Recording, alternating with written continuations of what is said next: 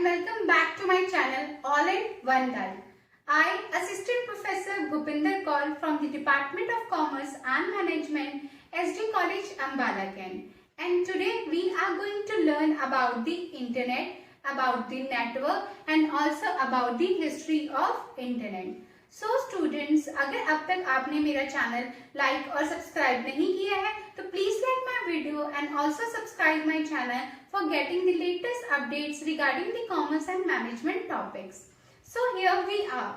So before going to learn about the internet, that what is internet, we have to go through the word what is network. Because internet is nothing but it is a network of network. तो सबसे पहले इस वजह से हमें पता होना चाहिए कि नेटवर्क क्या होता है. तो here we are कि नेटवर्क क्या होता है. So if this picture is visible to you, so you can watch this. So आप लोग यहाँ देख रहे हैं कि यहाँ हमारे पास different computers हैं. तो नेटवर्क क्या होता है कि अगर हम अपने कंप्यूटर्स को इस तरीके से कनेक्ट करें, बहुत से तरीके होते हैं. We have a lot of topologies or we have different kind of methods through which we connect our computers. So that they can share the resources with each other.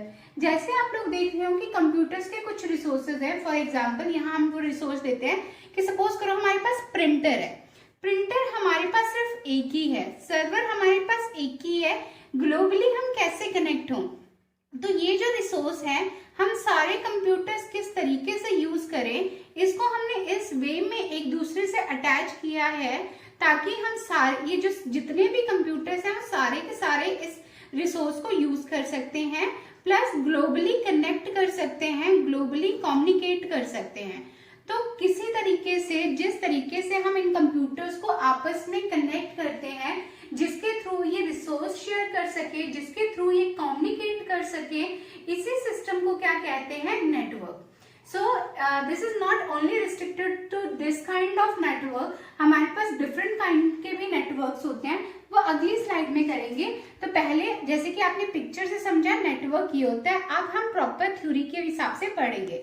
So a network consists of two or more computer.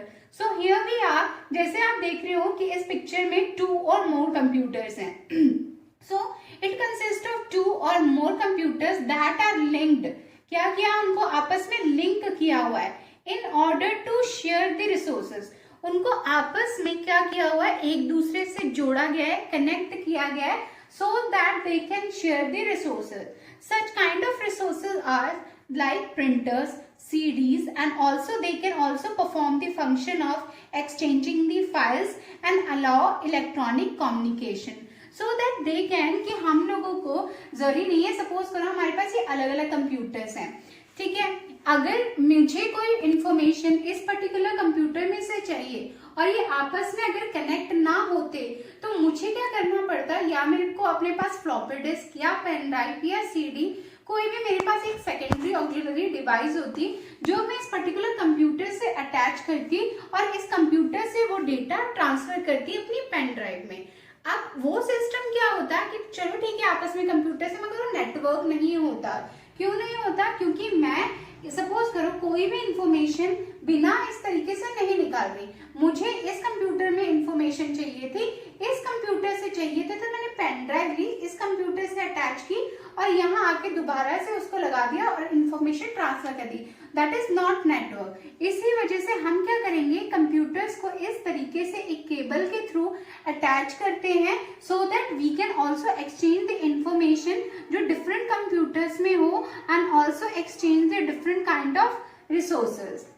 So the computers on network, जैसे कि आप ये देख रहे हो, different computers on network may be linked through the cables. इनको किसके through जोड़ा जाता है, फॉर एग्जाम्पल जैसे इस पिक्चर में इनको केबल्स के थ्रू जोड़ा जाता है. इनको और किसके थ्रू जोड़ सकते हैं, telephone lines and also with the help of radio waves, satellites and infrared the light beams. इन सब के थ्रू हम कंप्यूटर्स को जोड़ सकते हैं. So it is called network. जैसे कि हम नेक्स्ट स्लाइड में देखते हैं कि नेटवर्क्स होते कितने, जैसे कि आपने देखा अभी हमने बात की, it can also join with the help of cables and also with the radio waves. So here we are. So आप लोग नेटवर्क है। फॉर एग्जाम्पल हमारे पास क्या है, बस टोपोलॉजी है, ट्री टोपोलॉजी है, रिंग टोपोलॉजी है, स्टार टोपोलॉजी है, मैश टोपोलॉजी है। मीन्स कि हमारे पास कोई भी, we have different kind of network और we have different kind of method through which we connect different kind of computers with each other so that they can share the information with each other and also share the resources. तो अगर हम आपस में world wide ऐसे बहुत से networks हैं, ठीक है, अगर वर्ल्ड वाइड इन सब नेटवर्क्स को हम आपस में जोड़ दें तो इसी को हम क्या कहते हैं, इंटरनेट। जैसे कि आप इस पिक्चर में देख रहे हो कि world wide this circle is denoted by the global, that is world, and throughout our world we have different kind of networks. If we connect all kind of networks, this forms the internet. So internet is nothing but the network of network. कि world wide जितने भी networks हैं उनको आपस में हम connect कर दें तो उसी को क्या कहते हैं हम, इंटरनेट. अब हम बात करते हैं कि काफी टाइम हम कहते हैं हम वाईफाई यूज कर रहे हैं, मगर इसका ये मतलब है इंटरनेट जो यूज होगा and we get the information not through the waves but only through the fibre optical cable. जो हमने पिछली स्लाइड में देखी कि जितने भी इंटरनेट है, चाहे हम कह रहे हैं कि आज मैं वाईफाई का यूज कर रही हूँ, ठीक है, तो वाईफाई का जो यूज, जो वेव्स मुझे मिल रही हैं वो भी किस वजह से मिल रही हैं कि जो इंटरनेट की फैसिलिटी है वो किस तरीके से मिलती है कि थ्रू आउट द वर्ल्ड ऐसी जो केबल्स हैं जिसको हम फाइबर ऑप्टिकल केबल्स बोलते हैं, इनको थ्रू आउट द वर्ल्ड हमने बिछाया हुआ है जमीन के नीचे, समुद्र के नीचे, जमीनों के नीचे ऐसी मोटी मोटी केबल्स हमने बिछाई होती हैं. उन केबल्स के थ्रू ही डेटा ट्रांसफर होता है, उन केबल के थ्रू ही हम कम्युनिकेशन कर पाते हैं. So internet is basically connected with the physical cables. ठीक है, वैसे हम वाईफाई का यूज कर रहे हैं बट जो एक्चुअली कनेक्टेड है that is with the help of fibre optical cables. So here is the meaning of the internet. अब हम जानेंगे कि पैकेट स्विचिंग क्या होती है, क्योंकि इंटरनेट जो वर्क करता है that works on the packet switching. ये आपको पता होना चाहिए. फॉर एग्जाम्पल, जैसे एग्जाम्पल के थ्रू जाएंगे पहले, फिर हम क्लियर करेंगे मीनिंग. सपोज करो हम कोई फाइल अपलोड करते हैं या ट्रांसफर करते हैं किसी को, कि सपोज करो मैं अपनी कोई वीडियो है, वो वीडियो मैं यूट्यूब चैनल पे क्या कर रही हूँ, अपलोड करने जा रही हूँ. तो जो वीडियो है इमीडिएटली पूरी की पूरी फुल फॉर्म में अपलोड नहीं होती. जो पूरा डेटा है वो कुछ पैकेट्स में डिवाइड होता है. ठीक है, सपोज करो मेरी जो फाइल है वो जीबी की है, ठीक है, 6 और 4 GB की मेरी फाइल है, तो वो जो डेटा है वो केबीज या एमबीज में क्या कर जाएगा, डिवाइड हो जाएगा.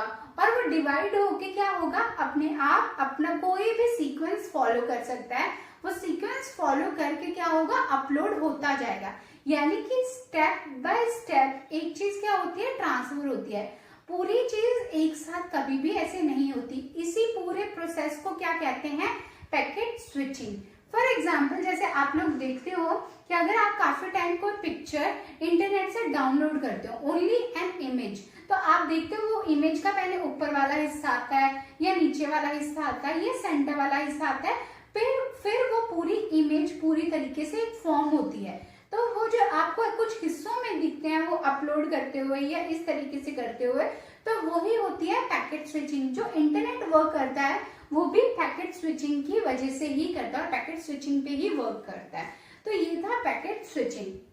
अब हम करेंगे हिस्ट्री ऑफ इंटरनेट. तो जैसे कि आप देख रहे हो कि यहाँ मैंने वर्ड हिस्ट्री नहीं लिखा, बट एक सैटेलाइट की आप यहाँ तस्वीर देख रहे हैं. ये है एक सैटेलाइट जिसका नाम था स्पुतनिक. यहाँ से ही इंटरनेट की शुरुआत हुई थी कि इंटरनेट की जो मेन डेवलपमेंट थी, why some country feels the need of using the internet और द कम्युनिकेशन डिवाइसेस और the communication medium. So here is the reason, because of this satellite some countries, वो सम कंट्रीज की बात करेंगे, कौन सी ऐसी countries थी जिनको इसकी जरूरत फील हुई. मगर उससे पहले हम एक वीडियो दिखाएंगे जिससे आपको क्लियर हो जाएगा. So here we are.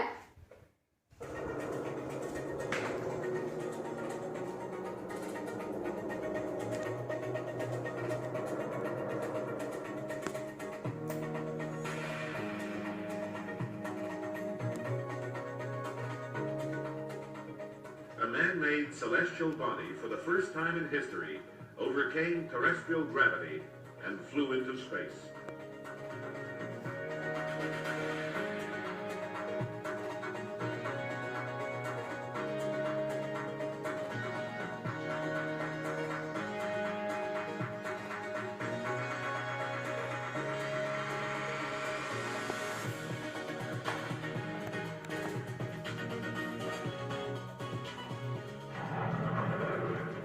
October the 4th, 1957, the world's press announces the miracle of the age. The Russians have successfully launched the first satellite ever to circle the Earth.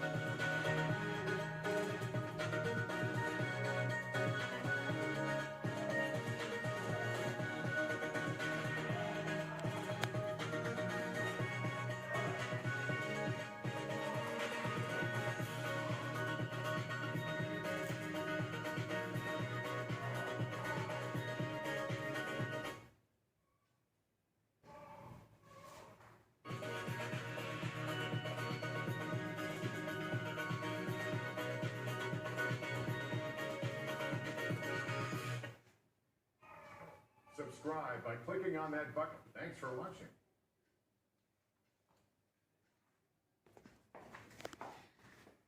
तो जैसे कि अभी आपने वीडियो देखी और उस वीडियो में आपने ये देखा कि एक सैटेलाइट लॉन्च हुई थी। जो सैटेलाइट लॉन्च हुई थी उसी का नाम था स्पुतनिक। और अगर आपने वो वीडियो ध्यान से देखी होगी तो वो जो सैटेलाइट लॉन्च की थी वो सोवियत संघ ने की थी। सोवियत संघ मीन्स यूएसएसआर, रशियन कंट्रीज थी, जो 8 कंट्रीज का ग्रुप था, उन 8 कंट्रीज के ग्रुप को क्या कहा जाता था? यूएसएसआर। ये उस टाइम की बात है, ये बात है 1957 की, जब कोल्ड वर्ल्ड वॉर चल रही थी किसके बीच में? सोवियत संघ और यूनाइटेड स्टेट्स के बीच में। तो उसी दौरान क्या हुआ था कि ये जो सैटेलाइट है रशिया ने फर्स्ट टाइम, यानी कि यूएसएसआर ने फर्स्ट टाइम ये सैटेलाइट लॉन्च की। जब ये सैटेलाइट लॉन्च की गई तो उस टाइम जो यूएस था उसको इस चीज से बहुत ज्यादा घबराहट हुई, क्योंकि उनके बीच में कोल्ड वर्ल्ड वॉर चल रही थी कि कहीं इस सैटेलाइट की हेल्प से वो हमारे ऊपर अटैक ना करें और हमारा डिफेंस सिस्टम क्या ना हो, खराब ना हो जाए और हमारा सारा कम्युनिकेशन सिस्टम खराब ना हो। इसी वजह से, इसी जरूरत की वजह से ही इंटरनेट डेवलप हुआ। और क्यों हुआ वो ही देखते हैं। उस टाइम का जो सिस्टम था, अगर हम बात करें यूएस डिफेंस सिस्टम, क्यों? क्योंकि जैसे अभी देखा कि यूएस को उस टाइम जो डर हुआ वो अपने डिफेंस को रिलेटेड हुआ। तो जो इंटरनेट की डेवलपमेंट हुई, इट इज, हम कह सकते हैं कि yes, it is under the defence project. क्यों हुई? क्योंकि बेसिकली जैसे कि अगर आप यहाँ स्लाइड में देखें, उस टाइम जो कम्युनिकेशन सिस्टम होता था हमारा, यानी कि यूएस का जो सिस्टम था डिफेंस का, वो कैसा था? सेंट्रलाइज्ड था। सेंट्रलाइज्ड मींस कि बीच में एक ऐसा सिस्टम था जिससे सारे के सारे कनेक्टेड थे, ठीक है, आपस में एक दूसरे से कनेक्टेड नहीं थे, सिर्फ एक सेंटर के कंप्यूटर से कनेक्टेड थे।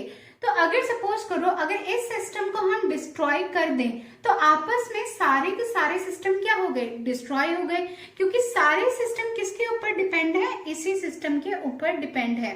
तभी जरूरत फील हुई कि यस, इस टाइम का हमने सिस्टम नहीं करना है। क्यों? क्योंकि अगर इन केस हमारे ऊपर न्यूक्लियर अटैक होता है, यानी कि यूएस के ऊपर अगर न्यूक्लियर अटैक होता है तो हमारा कम्युनिकेशन सिस्टम इतना स्ट्रांग होना चाहिए कि अगर कुछ सिस्टम डिस्ट्रॉय हो जाए तो बाकी का सिस्टम डिस्ट्रॉय नहीं होना चाहिए। तो इस वजह से, जैसे कि आप इस पिक्चर में, इमेज में देख रहे हो, इस टाइप का सिस्टम डेवलप किया गया। इस सिस्टम को बोलते हैं डिसेंट्रलाइज सिस्टम। जैसे कि आप देख रहे हो कि आपस में जितने भी कंप्यूटर्स हैं एक दूसरे से अटैच हैं, एक दूसरे से इंडिविजुअली भी अटैच हैं। सो अगर इस सिस्टम को कोई डिस्ट्रॉय करेगा तो आपस के सारे सिस्टम में वो इंफॉर्मेशन स्टोर रहेगी, उनको कोई डिस्ट्रॉय नहीं कर पाया। तो इसी वजह से इंटरनेट की जरूरत फील हुई थी कि यस, हमें एक ऐसा सिस्टम, कम्युनिकेशन स्ट्रॉन्ग सिस्टम चाहिए। अब देखते हैं उसकी डेवलपमेंट कैसे हुई थी। सो हियर वी आर, जैसे कि हमने बात की, ये बात है 1957 की, जब कोल्ड वर्ल्ड वॉर चल रही थी और under the US military project के अंदर ही इस सिस्टम को डेवलप किया गया। तो इसी वजह से 1958 में जब स्पुतनिक ऑलरेडी लॉन्च हो चुका था, तो यूनाइटेड स्टेट की गवर्नमेंट ने क्या किया, एक एजेंसी बनाई, ठीक है। उस एजेंसी को नाम दिया गया एडवांस रिसर्च प्रोजेक्ट एजेंसी, जिसको हम कहते हैं आरपा। आरपा की फुल फॉर्म है एडवांस रिसर्च प्रोजेक्ट एजेंसी, मगर इसी का बाद में जो नाम हो गया वो हो गया आरपा नेट। आरपा नेट का मतलब है advance research project agency network, जैसे कि आप यहाँ देख रहे हो आरपा के बाद में क्या लिखा गया है, नेट। तो here is the ARPA net. तो एजेंसी जो फॉर्म हुई थी, वो एजेंसी जो फॉर्म हुई थी, जो यूएस सिस्टम ने अपने डिफेंस सिस्टम को प्रोटेक्ट करने के लिए बनाई थी, वो 1958 में बनाई थी, जिसका नाम था आरपा। इसी से आरपा नेट आया। So here is they are the father of the internet. ये थे फादर ऑफ इंटरनेट, जिनका नाम है विंडकॉफ एंड रॉबर्ट ईक हैं। ये जो दो पर्सन थे, ये आरपा नेट यानी कि जो एजेंसी बनाई थी, उसके दो इंपॉर्टेंट साइंटिस्ट थे, जिन्होंने ये इंटरनेट यानी कि पूरा कम्युनिकेशन सिस्टम जो डेवलप किया। So they also known as the father of the internet. तो आप बात करते हैं आगे कि इन्होंने डेवलप कैसे किया। Here is the so आरपा net basically here 1962 में इसी वजह से आपस में उन्होंने कुछ कंप्यूटर्स को इसी तरीके से कनेक्ट किया और एक नेटवर्क बनाया। 1958 तक सिर्फ एजेंसी बनी थी, वो काम कर रहे थे, मगर 1962 एक ऐसा ईयर था जहां एक नेटवर्क बनके तैयार हो चुका था। एंड जो नेटवर्क बनाया था वो किन्होंने बनाया था, JCR लिक्लाइडर, ये साइंटिस्ट थे आरपानेट से, इन्होंने ही ये नेट बनाया था। तो इस नेट का नाम था आरपा नेटवर्क। जैसे कि हमने पिछली स्लाइड में बात की थी, ARPA is later known as the ARPA net, क्योंकि आरपा एजेंसी ने वो नेटवर्क बनाया, इसलिए आरपा नेट। चलते हैं आगे। So here the first message on the internet. सबसे पहला मैसेज जो इंटरनेट पे भेजा गया वो कौन सा था? तो सबसे पहला मैसेज जो भेजा गया वो कब भेजा गया? अक्टूबर 29, 1969 में। अगेन ये यूएस की बात है। तो दो universities ओकला and the Stanford university, उनके बीच में एक ऐसे ट्राई किया गया कि फर्स्ट टाइम हम कम्युनिकेट करते हैं कि एक कम्युनिकेशन एक कंप्यूटर से दूसरे कंप्यूटर को किस तरीके से लॉगिन किया जाएगा। तो जो वो वर्ड भेजना चाहते थे वो था लॉगिन। तो सबसे पहले जैसे हमने बात की, जो इंटरनेट वर्क करता है वो किस पे काम करता है? पैकेट स्विचिंग पे करता है। तो सबसे पहले उन्होंने जो लेटर टाइप किया वो कौन सा लेटर टाइप किया? L, क्योंकि लॉगिन के लिए सबसे पहले L टाइप किया। L ट्रांसफर हो गया, देन O ट्रांसफर हो गया, देन LO दोनों ट्रांसफर हो गया। जैसे ही टर्न आई G की, जो सिस्टम था वो क्रैश हो गया और दूसरे सिस्टम तक जो मैसेज गया वो सिर्फ जो मैसेज गया वो कौन सा था? LO, यानी कि LO जो था that is the word and it comes from the word is login. Later on की सिस्टम जब ठीक हो गया तो पूरा का पूरा ये वर्ड ट्रांसफर हो गया था। मगर अगर आपसे कोई पूछे कि सबसे पहला वर्ड इंटरनेट पे जो भेजा गया था वो कौन सा था? LO, और वो भी किस वजह से? क्योंकि सिस्टम क्रैश हो चुका था। जो वर्ड भेजना चाहते थे वो वर्ड कौन सा था? लॉगिन। तो आगे चलते हैं। उसके बाद बात आई ट्रांसमिशन कंट्रोल प्रोटोकॉल की। ये आई 1970 की बात। जैसे कि हमने बात की कि ये इंटरनेट वर्क करता है किस पे? पैकेट स्विचिंग पे, ठीक है। उसके बाद हम अगर सपोज करो हमारे पास, अगर हम कहते हैं वर्ल्ड वाइड वेब यानी कि इंटरनेट जो है वो क्या है? पूरा समुद्र है और उसमें से हमने सिर्फ एक ही पर्टिकुलर चीज, एक बूंद छाटनी होती है। तो वो क्या चीज जो हम चाहते हैं हम कैसे फाइंड आउट करेंगे? तो उस सिस्टम को जो डेवलप किया गया कि फॉर एग्जांपल मैं चाहती हूँ कि इस पर्टिकुलर यूनिवर्सिटी का फॉर्म मुझे मिल जाए, तो उसी पर्टिकुलर यूनिवर्सिटी का फॉर्म मुझे कैसे मिलेगा, वो मेरे सामने कैसे आ जाएगा, उसी के लिए सिस्टम कैसे डेवलप किया गया? TCP जिसको बोलते हैं, यानी कि ट्रांसमिशन कंट्रोल प्रोटोकॉल। और इसी को दूसरे सिस्टम से कैसे बात की जाती है कि सिस्टम और किस चीजों को कंट्रोल करता है, किन चीजों का प्रोटोकॉल बनाता है। फॉर एग्जाम्पल जैसे कि हमने बात की कि जो इंटरनेट है वो पैकेट स्विचिंग पे वर्क करता है। तो सपोज करो जैसे हमने बात की कि जो फर्स्ट वर्ड भेजा गया था वो लॉगिन भेजना चाहते थे मगर गया LO। तो जो डेटा है वो डिवाइड हो गया पैकेट्स में। तो ये जरूरी नहीं है कि सारे जो लेटर्स हैं जो हम भेजना चाहते हैं, जैसे एल है, ओ है, जी है, आई है, एन है, ये सेम रूट से जाएंगे। जो वर्ल्ड वाइड जितने भी अलग अलग रूट है, मे बी ये अलग अलग रूट से जाए, मे बी इनका जो सीक्वेंस है ये अलग हो, मगर टीसीपी का ये काम है जब ये डेस्टिनेशन के पास पहुंच जाएंगे, जिसको ये मैसेज मैं भेजना चाहती हूँ, जो इसको सर्च कर रहा है, ये मैसेज चाहे किसी भी वे में ट्रांसफर हुआ हो, किसी भी वे में ट्रांसमिट हुआ हो, मगर जब डेस्टिनेशन के पास ये मैसेज पहुंच जाएगा तो दोबारा से पूरा का पूरा जो वर्ड है वो रीअसेंबल होगा और मुझे उसी तरीके से वर्ड मिलेगा जिस तरीके से वहां से भेजा गया है। मुझे ऐसे नहीं मिलेगा कि सपोज करो लॉगिन में पहला वर्ड जो ट्रांसफर हुआ हो जी आया हो, तो मुझे जी नहीं मिलेगा, मुझे पूरा लॉगिन ही मिलेगा। वो किस हेल्प की वजह से? टीसीपी की हेल्प की वजह से। अगर सपोज करो कोई फाइल है जो मैं अपलोड कर रही हूँ या मेरे पास ट्रांसफर हो रही है, तो अगर बीच में से कोई फाइल मिस होती है तो फाइल कौन से मिस होती है और उसको दोबारा से ट्रांसफर करने की किसकी जिम्मेदारी होती है? टीसीपी की। तो इसी की डेवलपमेंट हुई थी 1970 में, जिसने इंटरनेट को और ज्यादा रिलायबल बना दिया था। फिर बात आती है 1971 की। 1971 ईयर वो था जहां आरपा यानी कि एडवांस रिसर्च प्रोजेक्ट एजेंसी का जो नाम है वो बदल के कर दिया था defence advance research project agency, जिसका नाम क्रिएट किया था डारपा। इसी वजह से नाम चेंज हो गए। इसके नाम दोबारा भी चेंज हुए थे, फिर से आरपा नेट हुआ था, उसके बाद दोबारा से डारपा किया गया, मगर यहाँ से पहली बार नाम चेंज हुआ था आरपा नेट का। चलते हैं आगे।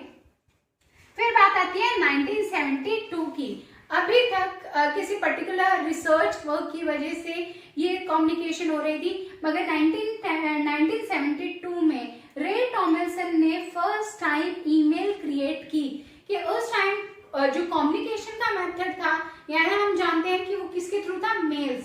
पहले था मैनुअल मेल्स, मगर उन्होंने first time electronic mail create की कि हमारे पास दो सिस्टम के ऊपर हम किस तरीके से कम्युनिकेट कर सकते हैं, किस तरीके से मेल ट्रांसफर कर सकते हैं। तो 1972 में किन्होंने की? रे टॉमलिंसन ने।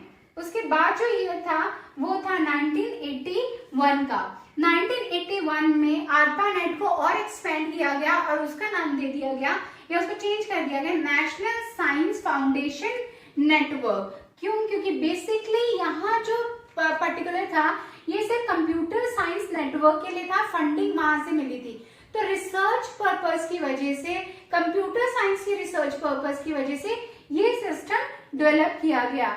उसके बाद 1983 में इसी सिस्टम को आया और तब ये था आरपा नेट, जिसका जो मेन सोल ऑब्जेक्टिव था वो था रिसर्च करने का। मगर अभी तक टेक्नोलॉजी इतनी ज्यादा एडवांस हो चुकी थी और इंटरनेट इतना ज्यादा एडवांस हो चुका था कि उसको ज्यादा से ज्यादा यूनिवर्सिटीज लोग तो नहीं, यूनिवर्सिटीज और इस तरीके से यूज करने लग गए थे।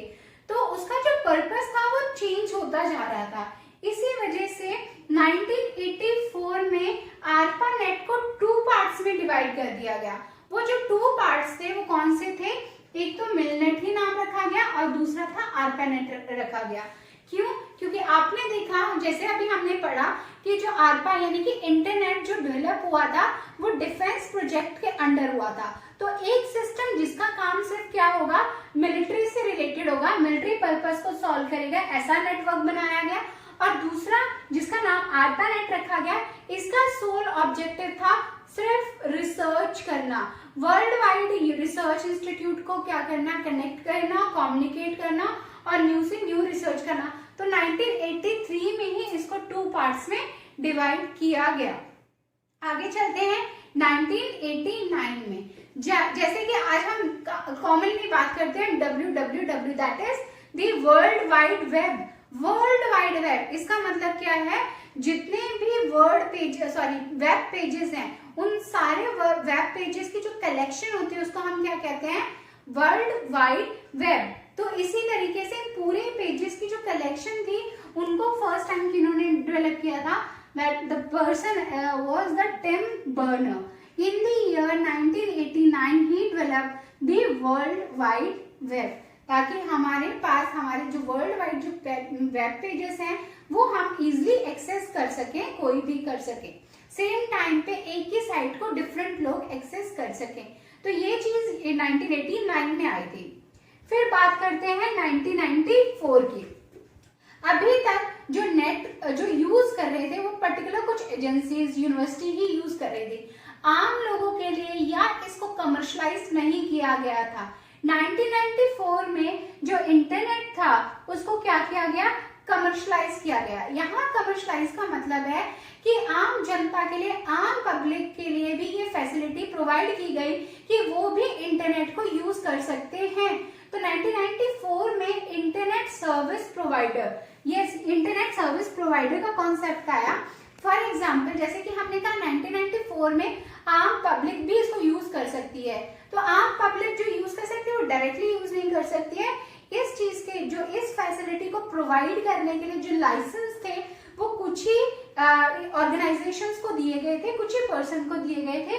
उन्हीं को कहा जाता है इंटरनेट सर्विस प्रोवाइडर, जो हमें सर्विस प्रोवाइड कर रहे हैं किस चीज की, इंटरनेट की। तो इन दी ईयर 1994 ये चीज आई और उस टाइम तक इसी टाइप के कुछ सर्च इंजन बहुत ज्यादा पॉपुलर हुए। वो सर्च इंजन थे याहू, एक्साइट एंड इन्फोजी।